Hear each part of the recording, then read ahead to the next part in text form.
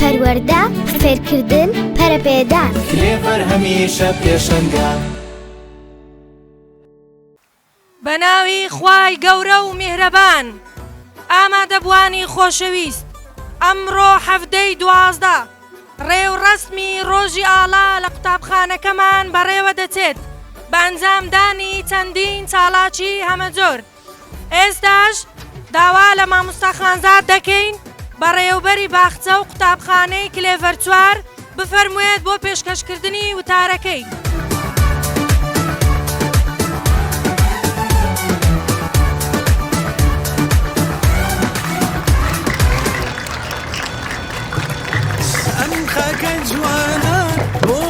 بە ناوی خوای گەورە و میهرەبان خۆشەویستان و ئامادەبوانی ئەو ڕێوسمەش کۆدارە بەیانیتان باش. بە درێژایی مێژوو مرۆڤی کورد ئاواتی گەورەی ئەوە بوو کە ئاڵای کوردستان بەسەر سەری و خاکە پیرۆزەکەیدا بشکێتەوە. خۆشبەختانە لە دوای ڕاپەڕینی ساڵی 1991 دوای نیو سەدا جارێکی تر هیوا و ئاواتەکەمان لە خەونەوە بوو بە واقیە. هەروەک دەبینین لە هەموو دام و دەستگاکانی حکومەت ئاڵای کوردستان دەشەکێتەوە لە ئاسمان و هەروەها ڕۆژێکی وەکو ئەمڕۆ کە هەفتەی 12ە بۆ دیاریکراوە بۆ بەرزکردنی ئەم بۆنەیە. جا بەم بۆنەیەوە قوتابخانەکەمان هەڵدەستێت بە ئەنجامدانی مەراسیمێکی شکۆدار کە پێک دێت لە کۆمەڵێک چالاکی هەمەجۆر کە لەلایەن مامۆستا و قوتابیانی باخچە و قوتابخانەکەمان ئامادە کراوە کە ئەم ڕۆژە بەرز دەنرخێنین. لە کۆتاییدا جارێکی تر سوپاسی ئامادەبوونتان دەکەم بۆ بەشداریکردن لەم یادە پیرۆزە. هەروەها سوپاسی ئامادەکاری و ڕێخەرانی ئەم مەراسیمە شکۆداریە دەکەم. خوای گەورە پشت و پەنای هەموو لایەک بێت، سەرفرازی بۆ گەلی کوردی قارەمان، هەر بەرز و شەکاوە بێ ئاڵای کوردستان.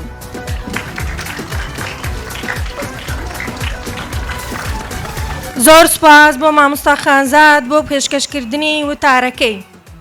تۆ کە ئاڵای کوردستانی بەرگی کفنی شەهیدانی لە بەرزیدا کە دەتبینم نەک هەر جوانی شای جوانانی.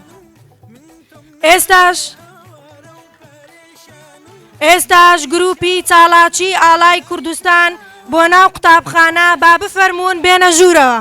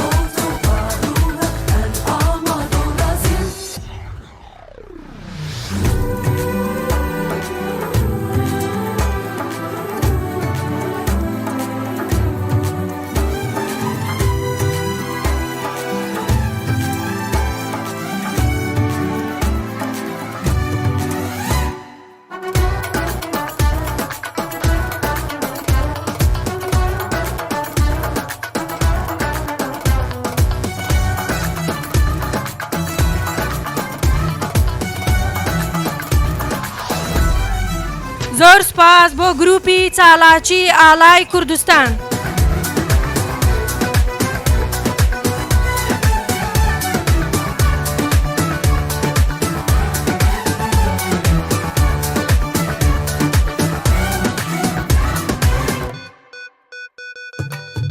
ای کردستانم هاناسم گانم من تم نوی آوارم پریشانم نوری چاوانم دایکم باوانم ڕۆژی دوور لە تۆ گروپی بەرزکردنەوەی ئاڵا بۆ بەرزکردنەوەی ئالای کوردستان با بفەرمونون.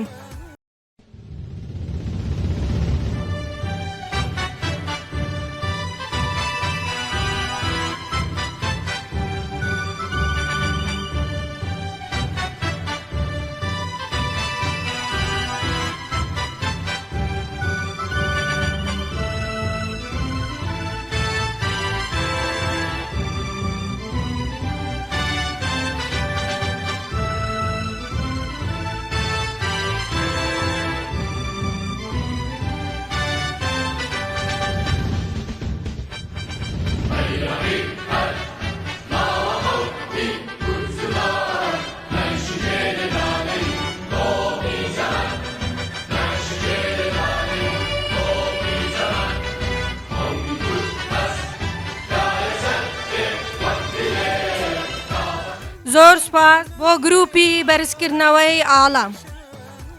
یاخوا هەردەم شەکاوە بێ وەکو گوڵ گەشاوە بێ، ئێمەش بەڵێن بێت بەڵێن بیپارێزین لە گشت شوێن. ئێستاش گروپی قوتابیانی پۆلی حەفت ڕوونکردنەوەیەک لەسەر ڕەنگەکانی ئاڵا پێشکەش دەکەن.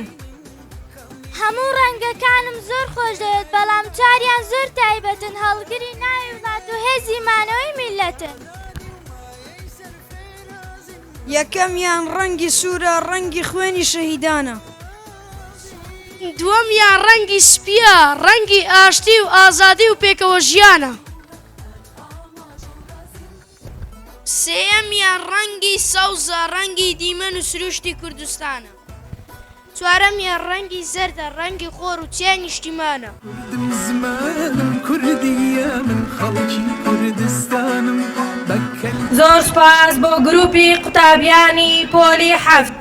ئێستاش هۆندراوەی نیشتیمان لەلایەن مامۆستا سیڤان پێشکەش دەکرێت. بەندکرا ماڵیان ڕوخانم بەڵام من هەر نەبەزی کوردم نیشتیمان ئەمەوێ تا خانی ڕادەبێ بتکەمە داستانێ. عاشقتم نیشتیمان تۆزین و من مەمی ئالانێ.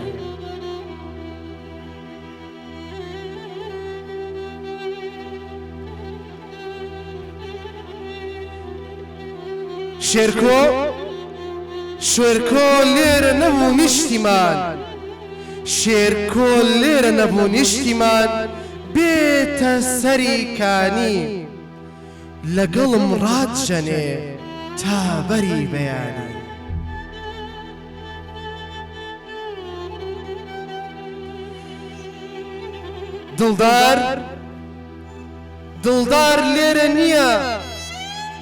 دڵدار لێرە نییە سرودێک بۆ بەژنت بدورێ بە ئاڵای کوردستان.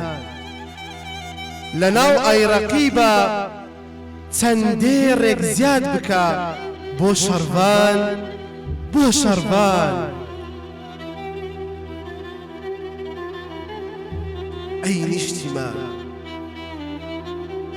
ئەی نیشتیمان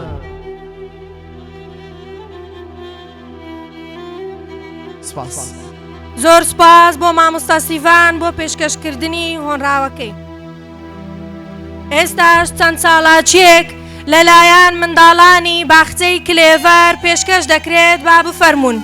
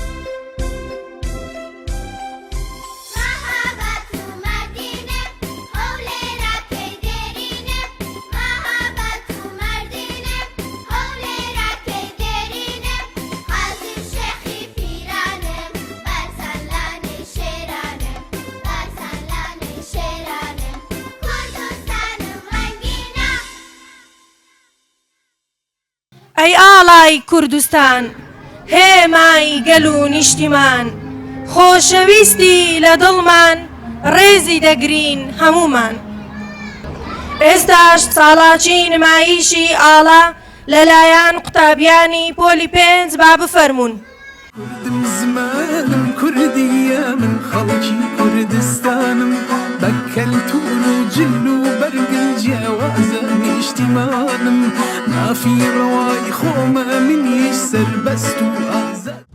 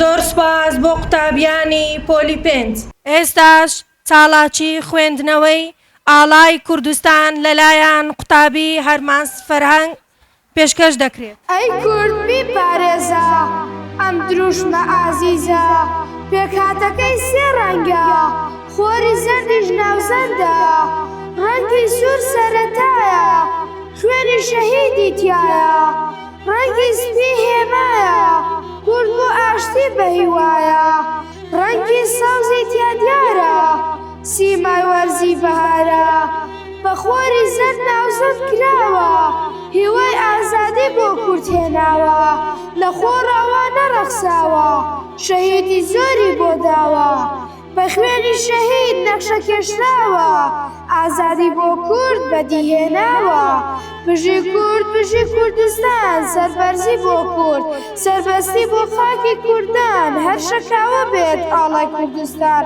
درەوشاوە بێت لە هەموو جیهان درەوشاوە بێت لە هەموو جیهان كردم كردم كردم كردم كردم زۆر سپاس بۆ قوتابی هەرمان سەرهەنگ ئێستاش چاڵاچی ناساندنی پارچەکانی کوردستان با بفەرمونون من تورکینی من باکووری کوردستانم من سوورینی من ڕۆژئاوای کوردستانم من کەرکووکم من شەرناخ من کۆبانی من سلێمانی محەممەد قامیشلۆستم من عێراقینی من باشووری وڵاتم من ئێرانینم من ڕۆژەڵاتم ئێمە کوردستانین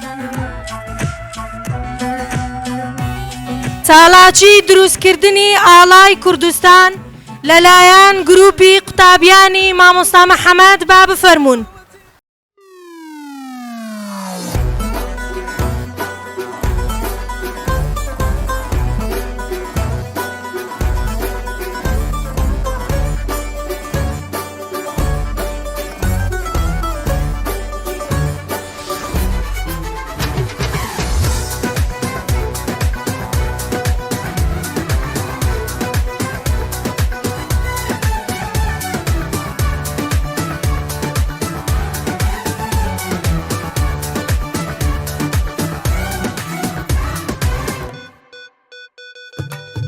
أم خاك جوانا بو من جيانا روح جانا بفيداي كردستانا جاوي هموانا هي ويدلنا تنشيرينا بوشي جواني جيانا أم خاك جوانا بو من جيانا روح جانا بفيداي كردستانا جاوي هموانا هي ويدلنا تنشيرينا بوشي